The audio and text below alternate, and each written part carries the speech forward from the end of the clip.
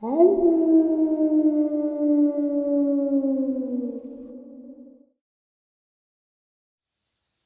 and salutations, everyone. I hope everyone is still doing well, and welcome to this night-ending bonus upload. Before we jump into it, a couple quick links. As many of you know, I rely on Patreon, PayPal, channel membership, and the merch to help the channel to continue to grow and go. Links to Patreon, PayPal, and channel membership is in the description below. Merch is displayed directly under the video. Also, Dogman Frightening Encounters, Volume 1 through 3, the audiobook versions. They were written and researched by Tom Lyons, narrated and produced by me, Jeff Nadolny. Those audiobooks are available on Audible, Amazon, and iTunes, links to which are also in the description as well. And finally, last but definitely not least, if you'd really like to help support the channel to continue to grow and go, simply subscribe. It doesn't cost a cent. Click that like button, takes half a second. If you don't want to miss out on any of the informative uploads I put out daily, click the bell icon, and folks, please leave a comment and share the video. Why? Well, because all these things really do help the channel to continue to grow and go. They definitely matter, and they are appreciated. And now, everyone, I have taken far too much of your time. Let's jump in to this night-ending bonus upload, shall we? All right, folks. So today's upload is centered around the southern part of Land Between the Lakes, which would be Stewart County, Tennessee. The gentleman that reached out to me was inspired because he had heard the experience that I shared about 2 months ago. That came out of the Cherokee National Forest in Tennessee, about the park rangers who had found that 6-year-old little girl, deceased 2-year-old brother, and mom savagely attacked. Luckily, the brother, 2-year-old, and mom had made it. The 6-year-old did not, unfortunately. And the thing that caught him was when the wife reached out to me of this park ranger. She had talked about her husband being in the 7th Special Force Group. And that really pushed this gentleman to want to reach out. So I've had his email. Like I said, I'm still trying to play catch up with my emails, and I have him in my star box, so I go through today's emails and I reach out to him.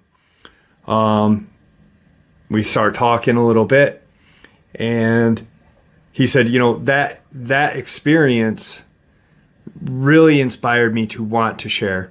One, that I live still currently in the location or around the location that this happened. Into that I was in the Special Forces as well. I was in the 5th Special Force Group stationed out of Fort Campbell. And during his time in that area, he fell in love with the area. He's not initially from that part of the country. He's more from out west. But he fell in love with just the rich forested areas of Tennessee and Kentucky region. He just fell in love with the area. So he still lives there. He still hunts the L.B.L. today. And he said this, I think it's funny that from all the people that talk about the L.B.L., there's only been about 4 or 5 people that I've ever heard mention the different hunting zones in the L.B.L. Nobody ever talks about that. I have. I believe he said that How to Hunt has, and a couple other, not Dogman or cryptid related, but he's heard a few other people talk about there's 16 different hunting zones. And where this actually occurred, this occurred in hunting area 15, which is smack dab Stewart County, Tennessee, and there's a rural route, Route 222, that is there. It's a very strange road. He had me Google map it while we were talking, and I was like, this is really weird, dude. Like, it's a Route 222, and it's just this tiny little road that goes kind of nowhere. And he said, yeah, exactly. So they had been the year's 1992. There was two 16-year-old boys or teenage boys that had gone missing, and apparently a ranger had gone missing as well, looking for these two 16-year-old boys.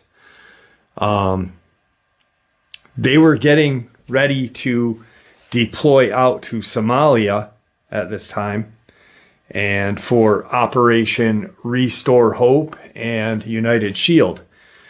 They did end up deploying after this, so which was interesting too, because they dealt with this, and then 2 weeks later they're in Somalia, which total geographic difference, you know. They get a briefing from their captain stating that we have to go here. Apparently, there's a park ranger who is missing and two 16-year-old boys. They both had not been seen for 4 or 5 days. The park ranger, 2. They felt this was very strange that they are getting called out to go to this area to look for a park ranger and 2 teenage boys. Why wouldn't more park rangers go out? Why wouldn't the state police go out? Why wouldn't the sheriffs go out? This came directly from the higher ups, apparently. And their second in command, who he's still good friends with to this day, was Special Forces warrant officer, said to him, you know, between you and I, during our debriefing, we heard that the park ranger is our main goal, to find him first, and then to possibly help find the young men. But for some reason, he is the mission. We are going to have live ammo, and we are told that we can fire if we feel like we are in danger. And he kind of wonders, like, what the hell are we in danger of? You know, there's what's out there. And he had been told that just think Bigfoot, but more dangerous. And he kind of, really? Bigfoot? Was his exact reply to his second in command. And he said, no, more dangerous. I just said, think along that lines. This is 92. Nobody's talking about Dogman. The internet's not even a thing yet. You know, it's just going into the unknown. They end up gearing up and heading out. They get to Route 222, and they get another briefing from the captain and the second and third in command. There's 12 Green Berets, and Operational Detachment Alpha is what they are called. And they are told, main objective, park ranger. After we find the park ranger, if we have time, we will help find those 2 young boys. If we are in danger or any one of our team is in danger and you see an enemy or a combatant, whatever it is, you have permission to take it out. Take whatever it is out. It was almost like the captain didn't know. He got almost like a brief kind of explanation as well. And come to find out, he did. He didn't know what they were up against. He was told Bigfoot, but worse, from his higher ups. So they get to this Route 222 and they get out of their vehicles and start right immediately going a little more southeast into the woods. They are told that this park ranger, he had last checked in an area where there are some caves, like a cave system that doesn't go into a wall, but kind of sits on the ground, like a chunk of rock with kind of these caves that you would crawl into if you're going to go spelunking. Big enough for humans to go into as well. They get to the area and they, at this point, see that there is evidence of this park ranger being there. And they don't know if there's clear evidence of the boys being with him, but there is some boot tracks. It appears to be there had been a scuffle or something there because of the way the dirt is kicked around and such. A few of them go into a couple of these cave openings and look around to know anything. And they push on a little further. They follow kind of like what looks like a game trail to them. And of course, he is a hunter and has been, he grew up hunting with his dad. So he's fairly secure with what, they're doing right now. They start to talk a little bit about the mission amongst themselves, a couple of them in the back, and the third in command is in the way back and kind of just says, no more talking. It's dead ass quiet here. And they think that he's telling us to shut up. So they do, but he says, no, do you agree? It's dead ass quiet here. And they realize at this point that the woods have gone completely silent. They can hear themselves walking, crunching of the leaves, crunching of the sticks, that on this game trail, but there is no other kind of natural noise being produced. He then tells the guys in front of him, quietly tell the captain and the second in charge to stop for a second. Let's get our bearings. I want to see if they're aware that the woods are completely silent. There's something out here with us, and it is close. They stop, and they kind of stand in a diamond formation, keeping an eye on the area at all sides, while the three in command discuss what is the objective and where they are going to go from there. As these guys are talking and the other Green Beret are standing silently and keeping an eye out into the silent woods, they hear a kind of help, like a help me. Is anyone out there? I thought I just heard somebody a few minutes ago. Help, help, help. And they all look at their command and they look to where the noise is coming from. They then are told, 6, stay right here, watch our ass. 6 will go ahead and try to locate this, if it is the park ranger or if it's the kids. Let's go. We'll push on. The 6 stay behind, with the 3rd in command being in charge of these other 5 soldiers, Green Beret. The other 6 have gone forward, and the sergeant is now talking.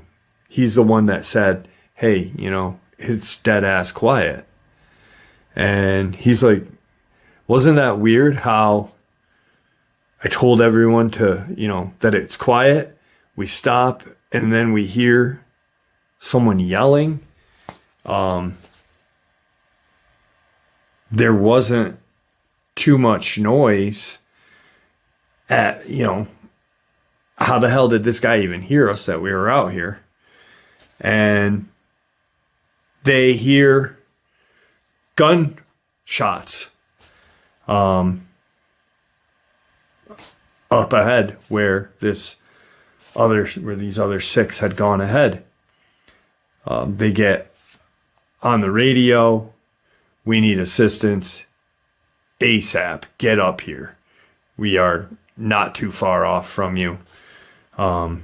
There's something in the trees. There's something in the trees, and it's not shooting at us. So they push on, and they get to the area. They immediately identify, hey, we are coming into, do not shoot, yada, yada, the protocol.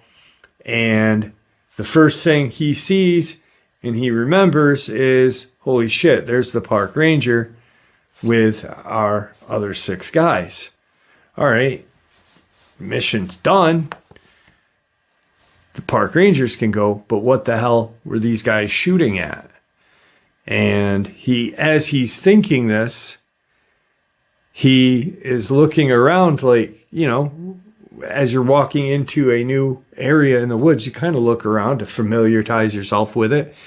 And he sees something kind of go from tree to tree, and not like a chimpanzee would or an orangutan, how it would hold the tree and kind of sway to. This thing jumped like 20 feet, 15 feet, hit the top of the tree, jumped, and it kept kind of going in this weird pattern.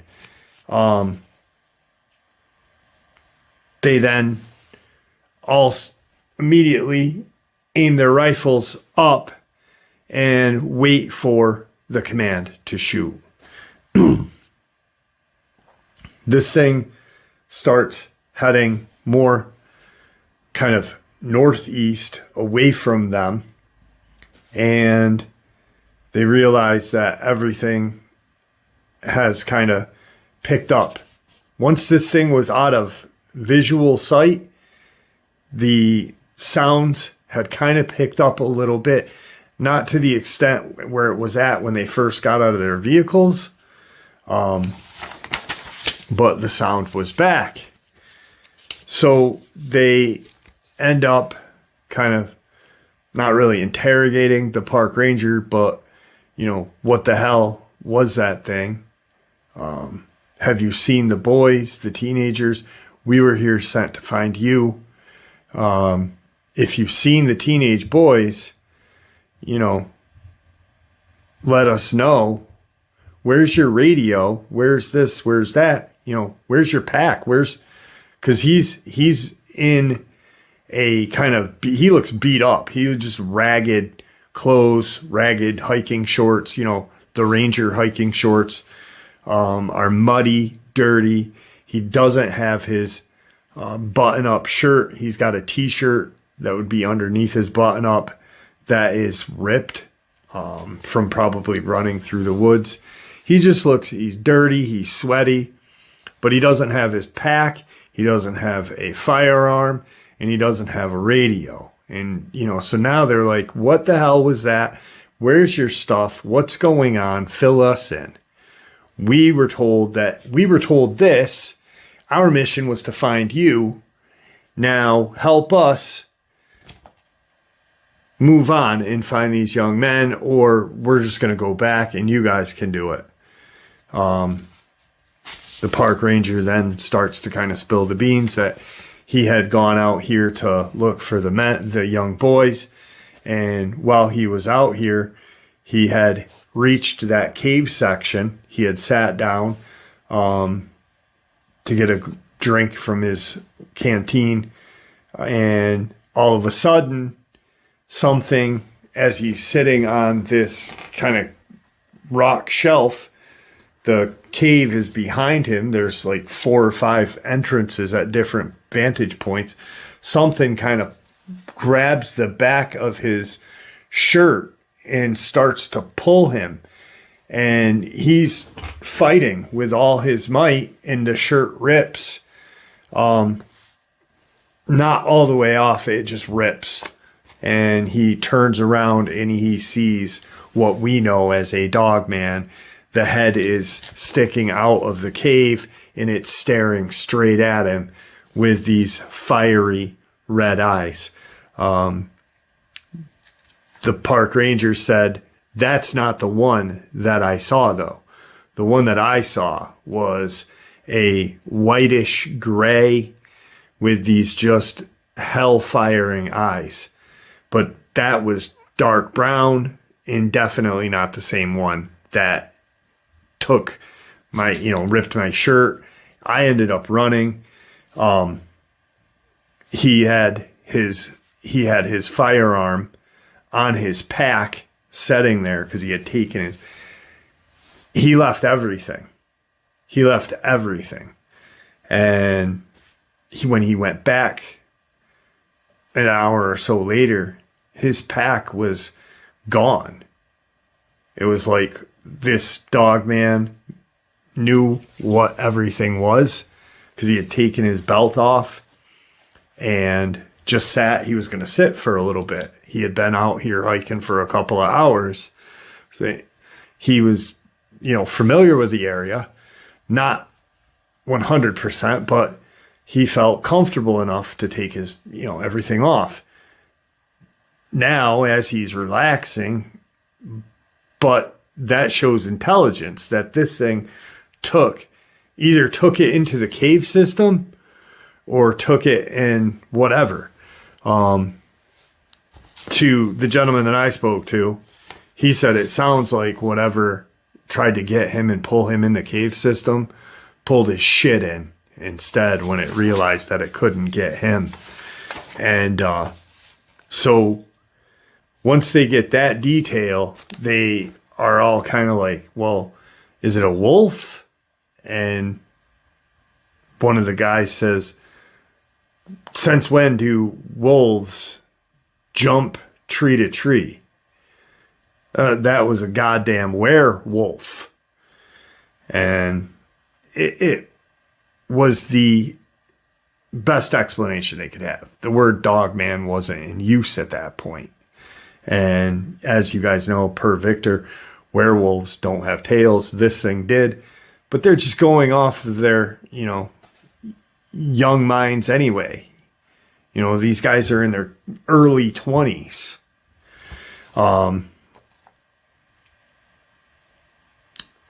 They decide that, all right, you want us to pull back, bring you back, or where do you think these kids are? How close do you think, and why were you out here away from these caves? Why didn't you just return back to where your vehicle is parked, which is way away from Route 222? And he says, because when I was running, he goes, I heard what sounded like, teenagers running and yelling, move, move, it's chasing us, it's chasing us. And I was yelling, stop, it's not this werewolf, it's me, it's park ranger, I'm here to help, yada, yada. Which had been a day previous. So now they make the decision. All right, they check in. This is what's going on. We've got the park ranger. We're going to go ahead and search a little bit further. If the ranger wants to go with us, he can. Otherwise, we're going to have two of our team members sit with him while he can rest or whatever. It's the decision's made that by the ranger. I don't want to sit here by myself or with two guys. I'd feel much safer with all 12 of you. And plus, you guys don't know these woods as good as I do. Okay, let's go. So they push on and they decide to kind of go straight instead of southwest or southeast or northeast. They're like, let's push straight. What is straight? They ask him. He thinks, okay, I believe there's a freshwater spring that's about a mile up the ways, you know.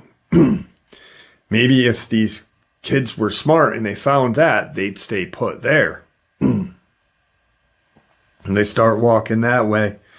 And probably halfway between from where they were to this spring, they see movement off to the sides. And they're told to, if you fire, make sure it's whatever that thing was. Remember, these kids are supposed to be out this way. Do not shoot a civilian. And they see one of the guys says, civilian, screams it out. And the park ranger kind of yells one of the kids' names.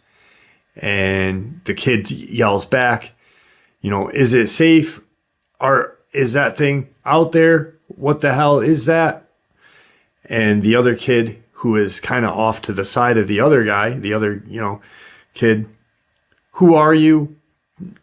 Blah, blah, blah. We are, you know, 5th Special Force Group out of Fort Campbell. This is Park Ranger, yada, yada.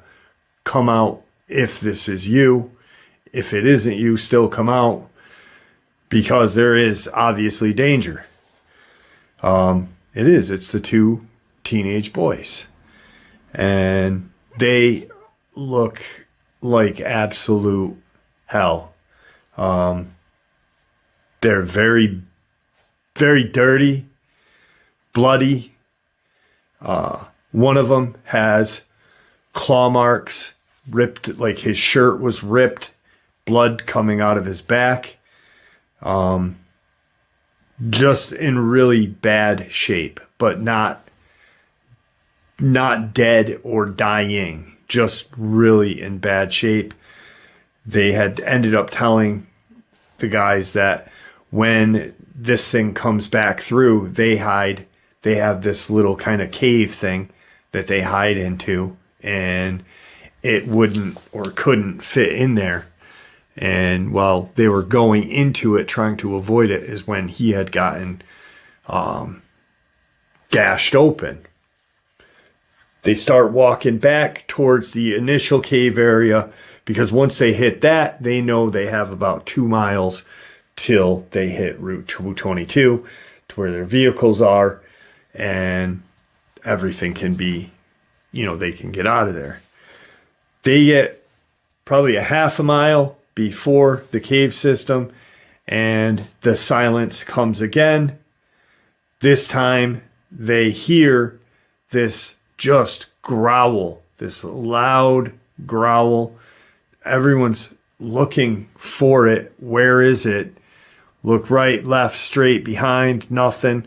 Growling straight behind. And they're looking, and they see off to the side, there's a quadruped, gray, white wolf, the size of a deer. If a deer would, you know, be standing on all fours, staring at them. And even though it's daytime, they can see these eyes are bright red.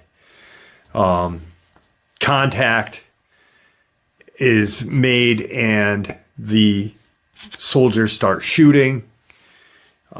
This thing starts to kind of lope towards them. Instead of running away from the shooting, it starts running at them. And as it's running, they realize we need to stop shooting, or otherwise, we're going to be shooting the ground because this thing's coming right at us. It then goes off to the side of them. And he said it was the strangest thing how this thing moved. He said it ran like a dog would run, but so much faster. And it was agile. Like it turned on a dime when it went around them. And as it started to go back towards the spring, it kind of shuffled, and they immediately started to shoot at it again as it's going by. They don't believe they hit one round. They don't believe and these are 12 highly trained war fighters. He said, I do not think one of us hit this son of a bitchin' thing. He said it was so fast and it was so agile. He said, how a football player looks when they're juking somebody out? This thing moved like that, but 10 times better with more efficiency. He said this thing was the ultimate hunter. They push on and get out towards Route 222. They load everyone up, and their meeting place is the Southern Welcome Zone, Welcome Center, to meet and kind of debrief, give the boys over, give the park ranger over and such. They do, and then they go back to Fort Campbell, where they are quickly brought into a debriefing room one by one, not all 12, not just individual. What did you see? What do you remember? Specifics. How big was it? Can you make out when it was going in the trees? Was there contact, made with one of these creatures? Did anybody get cut, touched, this, that? No. How can you explain the fact that none of you hit the one running away from you? It was whitish gray, a perfectly visible moving target. How did none of you hit it? And come to find out, most of the guys, except the higher three, which nobody asked them in the team,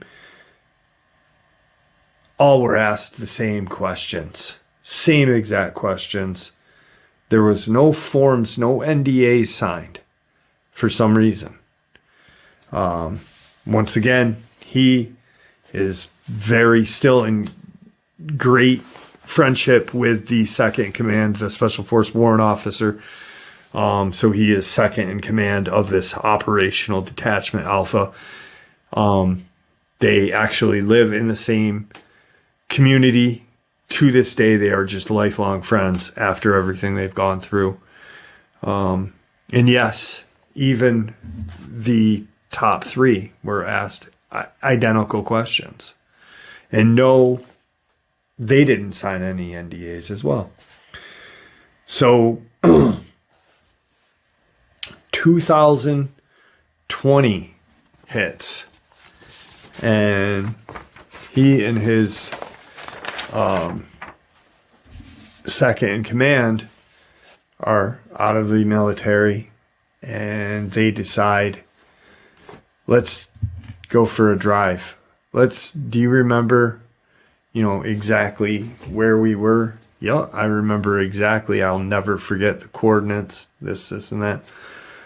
Let's go see if we can, locate the landmarks that we saw that day. Let's see if we can, let's see if we can make contact with one of these things. Obviously, former special forces, they are equipped. He had his 44 and a 308.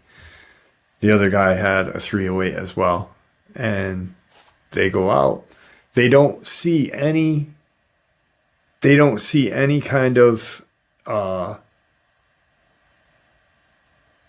dogman or clue of a dogman being out there while they're out there now, some 28 years later.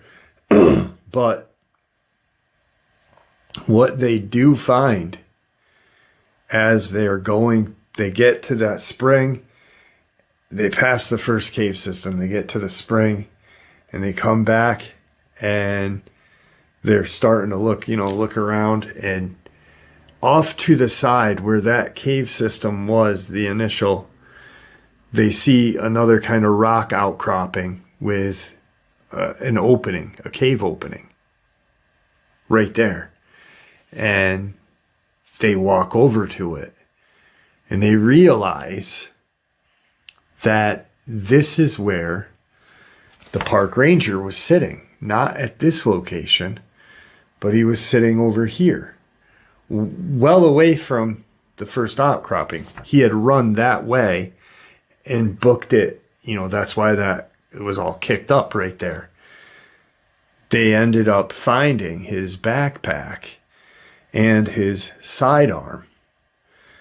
They didn't turn it in, obviously, but they found his backpack and sidearm with his belt, and it was tucked and buried under debris. But when they were walking over to it and they were kicking around and just looking around, they clicked their light on into the cave to look in the cave, and one of them just happened to notice, holy shit, there's a backpack right there. And as they pulled the backpack out, the guy's belt and holster and firearm dropped right to it, right on the ground. Boop, there it is. They laughed at, and obviously it's 28 years of weather. The firearm is no good. It's probably shit by now.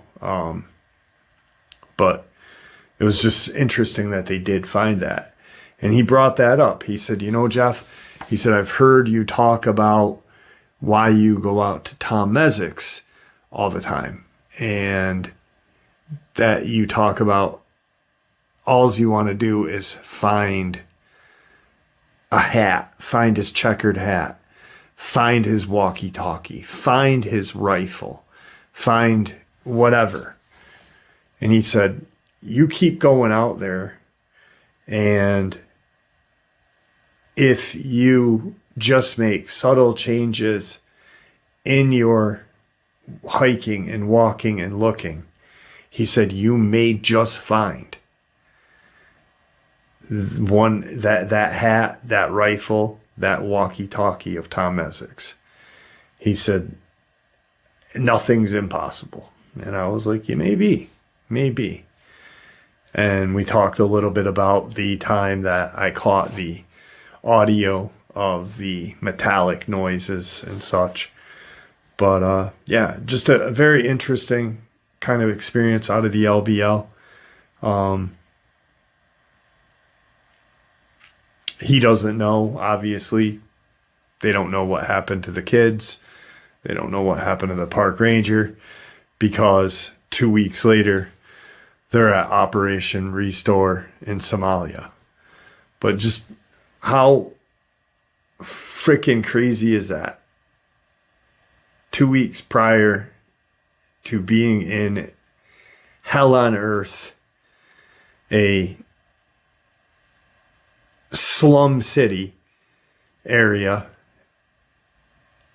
from deep in the Tennessee woods getting stalked by Dogman. Nuts.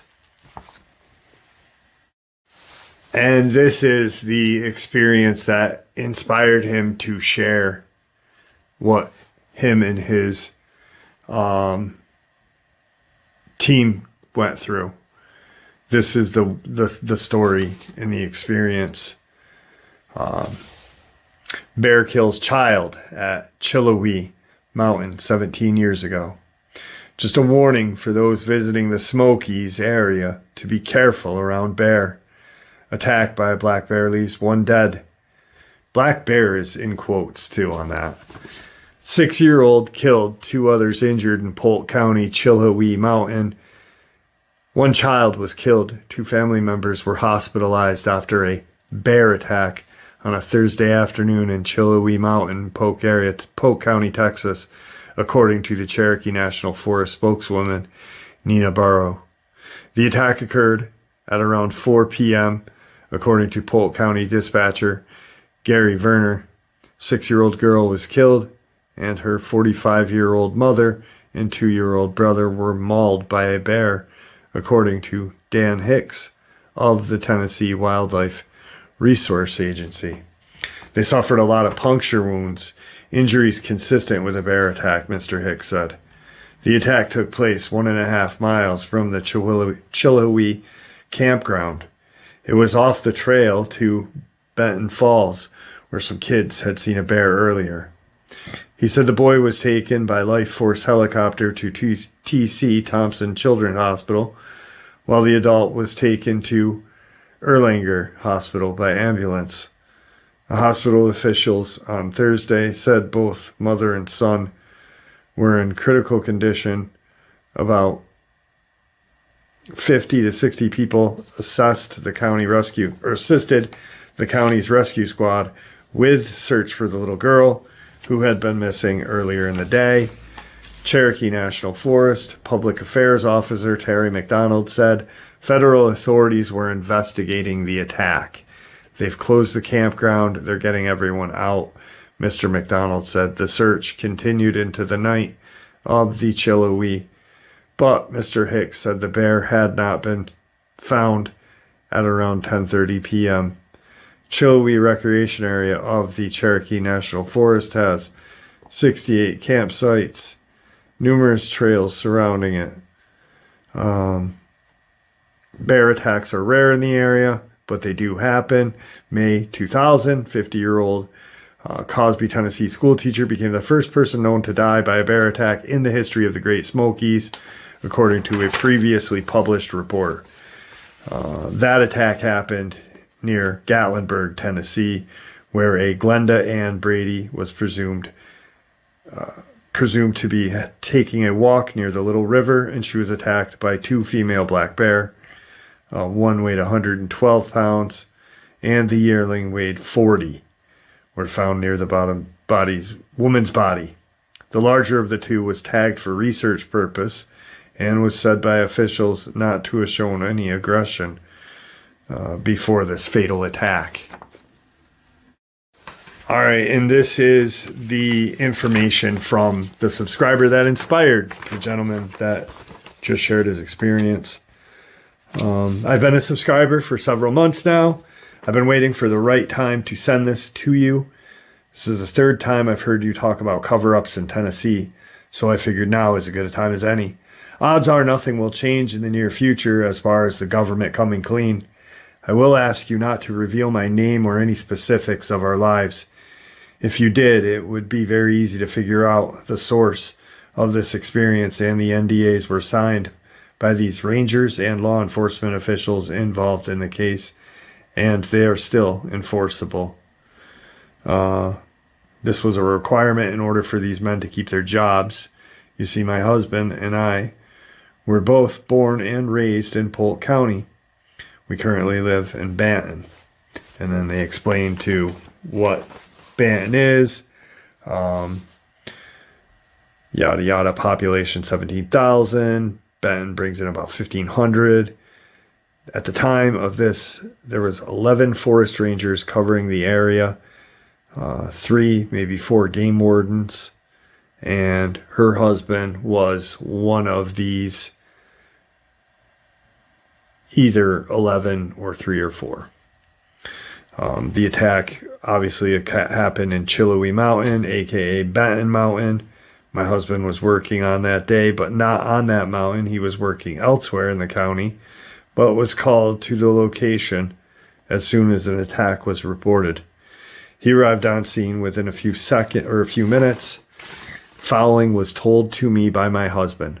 When he arrived on the scene, there was a lot of chaos. They were told a little boy and the mother had been attacked by something, and the little girl is still missing. They were told the attacker was a large black creature on its hind legs, so they immediately assumed black bear, although they were a rarity in the area, and for the most part, black bears don't attack humans, unless it's a female with cubs. Even then, the mama bear was more bolster and bluff than actual bite. My husband didn't see the little boy nor the mom. They were airlifted to Chattanooga. While my husband was at his truck getting ready to go, one of the veterinarian paramedics who worked search and rescue out of another county came over and told my husband that he had treated several bear attacks and over his lengthy career, and neither of these injuries nor the scene is consistent with any bear attack he had ever seen.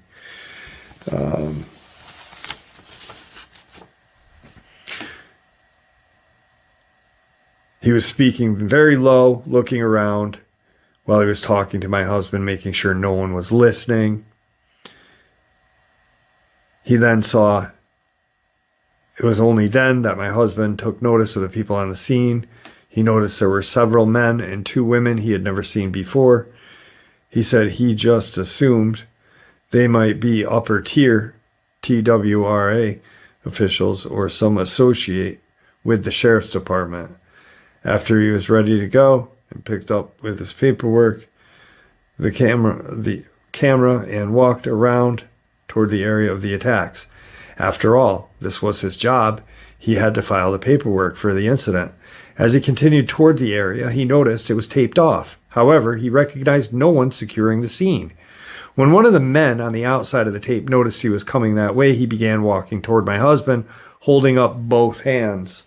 He told my husband, "Don't come any closer." My husband started to say something, and the guy said, "This is above your pay grade." When he asked what that meant, the man just told him, "Talk to your immediate supervisor," but he was not to come anywhere closer. So he turned around and went back to his truck. At this time, the Forest Service mainly communicated by radio because of cell phones. They didn't get reception. He picked up his radio to get in touch with his supervisor, who's supposed to be at the area. At the time he's attempting to raise his supervisor, the supervisor called him to say, "Stay clear of the actual scene."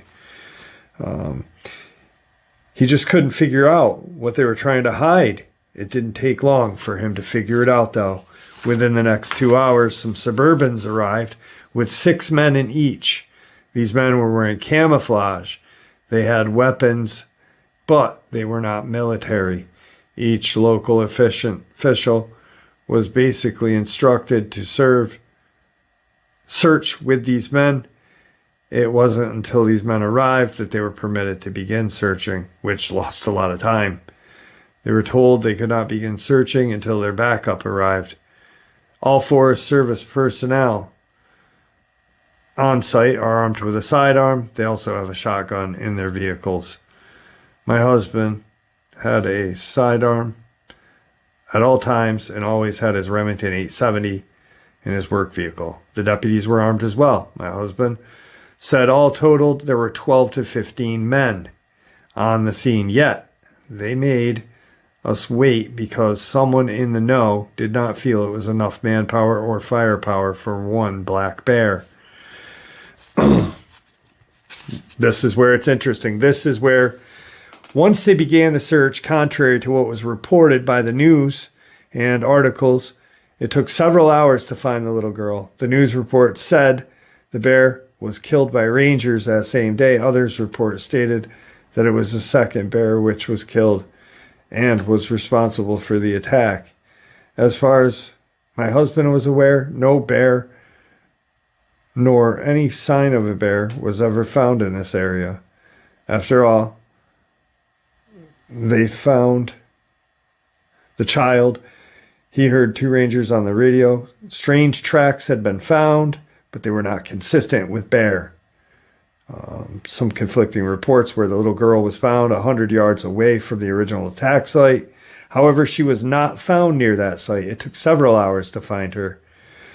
Many reports stating that there were 50 to 60 to 80 volunteers searching. However, that is not the case. Like I said, there were 12 to 15 armed officers on the scene.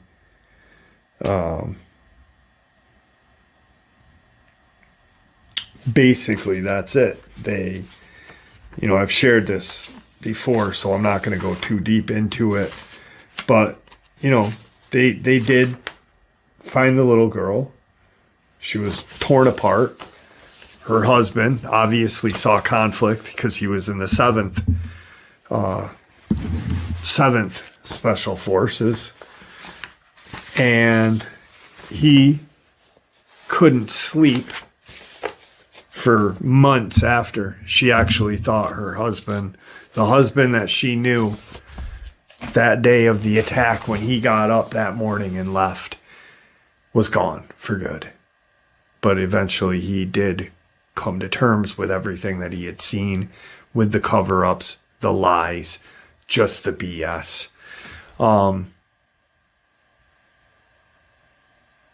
These attacks are terrible. These attacks are a atrocity. But what's worse is the government covering it up. What's worse is the government using our resources to combat these things or hide them from us, but yet keep us in the dark. None of it makes sense. Well, there you have it, folks. I hope you all enjoyed this night ending bonus as much as I enjoyed sharing it with you. I'd like to thank you all for supporting the channel. It is your support that helps the channel to continue to grow and go, and what gives us all a place and a chance to share our experience and theory judgment-free. Everyone is simply treated with the respect that we deserve. Please stay safe, happy, healthy, and ever vigilant, keeping an eye on our children, pets, family, and our friends. These creatures are real, they are out there, and they are dangerous. Share this information with those you love and care about, and it may just help save their lives someday. Until next time, never stop asking questions, never stop searching for the truth, and God bless you all.